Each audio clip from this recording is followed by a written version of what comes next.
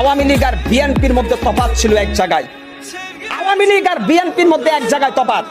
আওয়ামী লীগ ক্ষমতায় আসলে আলেম সমাজের মাজার মধ্যে রশি লাগে। আওয়ামী লীগ ক্ষমতায় আসলে মসজিদের ভিতরে শুক্রবারে জুমার নামাজের সময় ইমাম সাহেব স্বাধীনভাবে খুতবা দিতে পারে না। আওয়ামী লীগ ক্ষমতায় আসলে বাংলাদেশের বিভিন্ন তাফসীরুল কোরআন মাহফিলে আলেমরা কোরআনের কথা বলতে পারে না। আর বিএনপি ক্ষমতায় আসলে জাতীয় সংসদে কোরআনের আয়াত থেকে কথা বলে।